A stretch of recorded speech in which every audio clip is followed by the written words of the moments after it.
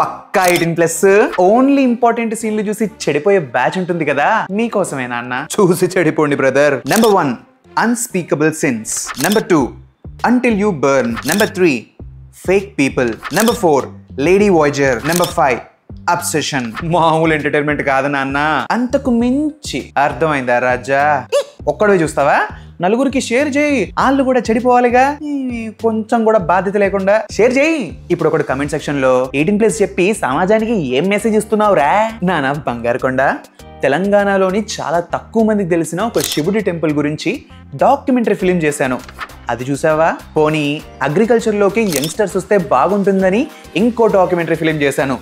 దాన్నైనా చూసావా? ఈ రెండు చూడకపోతే 18+ ఎందుకు చేస్తున్నావు, ఏం మెసేజ్ ఇద్దాం అనుకుంటున్నామని అడిగే హక్కే నీకు లేదు. ద సూర్యతేజ అనే ఛానల్లో ఆ రెండు డాక్యుమెంటరీస్ ని అప్లోడ్ చేశాను. ఒకదానికి 2 లక్షలు వస్తాయి, ఇంకో దానికి 80,000 వ్యూస్ వచ్చాయి. అదే నేను 18+ వీడియో చేస్తే మన ఛానల్లో హైయెస్ట్ 30 మిలియన్ వ్యూస్. ప్రతి బ్యాచ్ లో కొంతమంది ఉంటారు, ఎప్పుడు చూసినా 18+ అంటూ ఉంటారు.